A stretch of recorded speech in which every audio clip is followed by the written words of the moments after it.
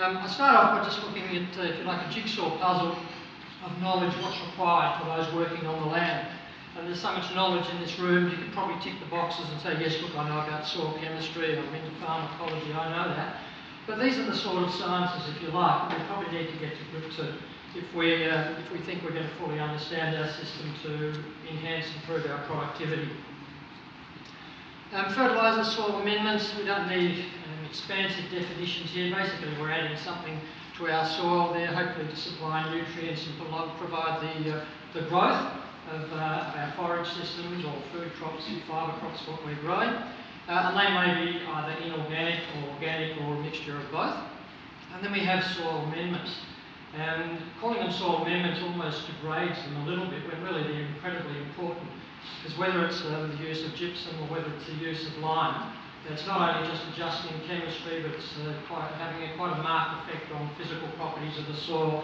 And in terms of that, it's also obviously enhancing, providing an ecosystem there that's suitable for the microbiology, which Paul talked about as well. So incredibly important soil conditions. So in terms of soil assessment, it's a jigsaw puzzle of knowledge that we need to acquire. And I've been through that. The normal sort of chemistry stuff up the top there, as you can see with soil analysis, we get that done. Some people will get petioral tissue analysis done. Then there's the thing that we used our observations to give us information.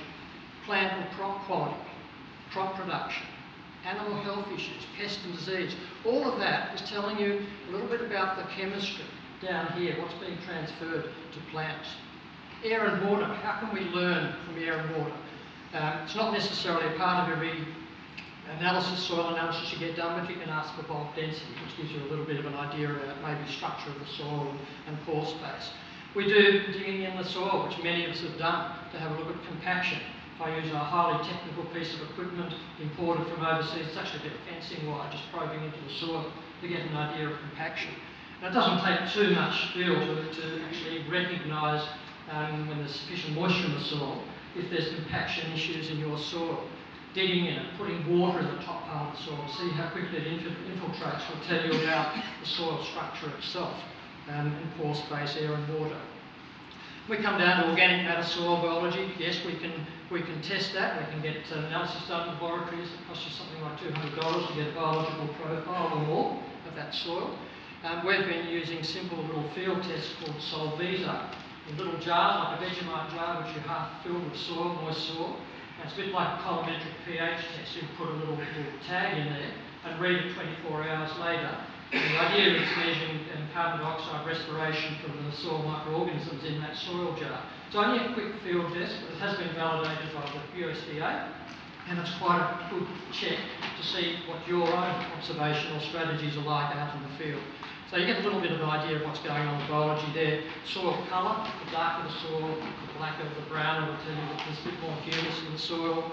If you're observing earthworms and other soil life, looking where plant roots are going and whether there's soil particles actually attached to them. That's all giving you a bit of an idea of, if you like, the population of microflora and fauna in the soil.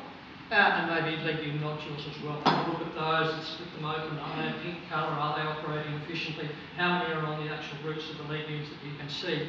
Or giving a little bit of an idea of what's happening in the soil. So, in terms of what we've now assessed, the constraints to production, whatever our agricultural enterprise might be, is it nutrient deficiencies? Is it low organic matter that's holding us back? Low biological activity, the two probably run together there. Are there compaction issues, as the diagram on the right might indicate? Is nutrient cycling taking place? Are we adding compost and it's still sitting there for 3 years and not decomposed? Why isn't it decomposing if I'm putting it into the soil? Weed burdens, basically it's telling you a little bit about the balance of your system. If we're out in the pasture system there, is that a plant succession thing, that we've moved the soil balance has changed, we've actually got non-nutritional grasses now coming up rather than the highly bred ones, telling you a little bit about nutrient balance in your soil. Pest and disease issues and animal health issues are all obviously potential constraints to your system. Organic matter, what's in them? And Pauline made a very good point about that too. We need to understand what is in a lot of these products. Poultry manure, compost, whether it's farm produced or green waste, whether it's biosolids, Cannery waste, great mark, humic materials, very much an opportunistic thing. You might be up in the Golden Valley and there's all sorts of cannery waste and things like that, apple holm and things like that, which actually are available, that you might be able to use. But you as the controller of your enterprise needs to understand, I want to know what's in that product. It's your right to know. So if you've got poultry manure, if you're getting compost, ask for analysis. If you're dealing with biosolids, certainly you'd like to know what's in those, because obviously there's risks of all sorts of organic chemicals and heavy metals, things like that. So you want to know what's actually in the product that you're utilising. Just an example, grape mark, which is a fantastic resource, but quite often is actually dumped by large wineries. If just to have a look at the analysis of grape mark is very similar to deep litter foul manure in terms of the analysis. So why wouldn't you use that as a resource? The actual photo shows the grape mark dump like that. I'm not suggesting you go and dump that out in the middle of the paddock. You utilise it and compost it with maybe with prunings or bring in green waste. So if you've got a windrow composting system, to use that resource. But in terms of dollars spent, you're dumping a resource that could really be quite beneficial. Now I know there is an issue in terms of vineyards with the high potassium content. If you're actually farming in the Yarra Valley, there's places with particular clays, lithic clays, which are quite high potassium content. You've got to be a little bit wary of the amount of potassium that it contains in that. But just an illustration of a resource of how much we should be optimising what we've got in our properties. Let alone the fact that if you're exporting that grape mark from your property, you're also exporting a whole range of other nutrient elements as well. We should be reusing. How do I choose which organic inputs to be used? Well, based on assessment, first of all, we go back to that soil and say, yes, our soil is low in organic matter, so therefore I'm going to use this particular one. This is just some data from some recent trials across the Western Port catchment. And we've got poultry manure, litter, and you see there's a bit of a range there. There's farm compost, green waste compost. There's a fair range there of product. So if you're looking for things, for instance, they're slightly higher in nitrogen. You can see the poultry manure is obviously higher in nitrogen than over the farm compost, or green waste, which again is lower in nitrogen than perhaps the farm compost. What I want to point out a little bit too, which is really critical, and Pauline touched on this, is the carbon-nitrogen ratio of what you're putting into the soil here. Excuse me. You see with the manure, there's high nitrogen content of the poultry manure. So we go to compost, there's a little bit wider spread, and the green waste up to around 17.5 or more. I think we mentioned the fact that once it gets beyond about 20 to 1, 20 carbon, 1 nitrogen, then we might be getting into problems in terms of tying up nitrogen in our soil. This graph probably illustrates it really well, and this just comes back to incorporating green manures or compost into your soil and how it's going to react. So on our vertical axis, we've got plant available nitrogen, positive up here and down here negative, as against time. And we've got 3 organic inputs we're putting into the soil here. The first one is basically a medical legume, which has around about a carbon nitrogen of 20 to 1, pretty similar to grass clippings. At that point in time, we wouldn't have to worry. If we put a seedling or a crop in at that point, there's no deficiency in nitrogen. We have excess there, that's not going to be an issue. If we're looking at wheat stubble, for instance, at around about 20 to 31, it's a little bit high in carbon, not so much nitrogen. If that's incorporated into the soil, you can see there's a tie-up across here until microbes start breaking down, given time, and that means oxygen, and it needs moisture in the soil before that operates. And then we start having a release of nitrogen into our system, and crops aren't going to suffer. There's the other side of the coin, vine prunings. Around about 30 to 1 is going to drag a lot of nitrogen out of the soil. So if vineyards, for instance, went through a mulch and mower into road areas and incorporated into the soil, then there might be a problem for quite a while until that breaks down.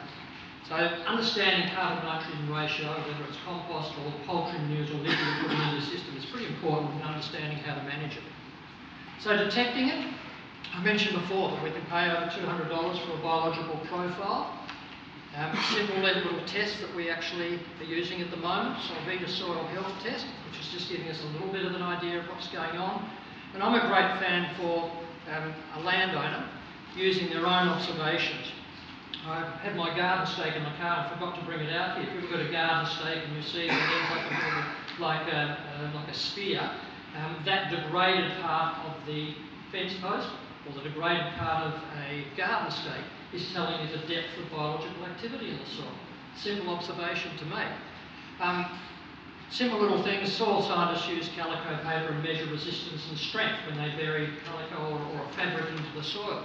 We can do it easily. We use little 50 millimetre squares of filter paper or cellulose buried in an onion bag with a little date mark on it and buried in various plots.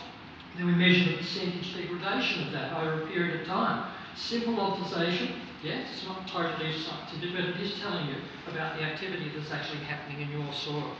So that's really important. And of course, digging in the soil and breaking it up and crumbling. If you've got a soil with good soil structure and it's crumbling, well then those crumbs and those aggregates are there because of the organisms in the soil secreting polysaccharides and gums and resins which are holding it together. Little one down the bottom there, smell as well, is telling you something about that. If you've got an off smell with the soil, then obviously oxygen's not getting down there. There's something not going right with the biology of your soil. So we can use our own powers of observation. To encourage them, you need organic matter, they need a food source. Crop rotations are fantastic. Minimum tillage where you can. It's obviously going to give you the right populations and not degrade them. pH, the chemistry is pretty important. Minimise synthetic fertilisers, pesticides and herbicides. We've got to operate, we've got to produce food and fibre, but we must be aware that there can be some damage done there. And the use of foliar applications, seaweed, fish and others that may assist. And a word of warning, which Pauline said as well. Trial these things. You don't need to buy a 44-gallon drum at $5,000. Just try a small thing. Put a strip out, test it and see if it works for you. If you think it works for you, well great, you can purchase a little bit more and say that that's fantastic. Value your observations. Yes, we can pay money for a soil analysis, a biological profile, but I put plus there. I think your observations of whether it's monitoring your crop health, your animal health, just because you're not a scientist, the fact I place a huge emphasis on the ability of people that are on the land to make the judgment on how their pasture is growing, the pasture composition and species, their animal health are all really important observations. Use that, of course, as well with soil analyses, but do value your observations. And to finish off, sustainable soil management. That's what it's about. That's what we're trying to enhance our systems. Thank you.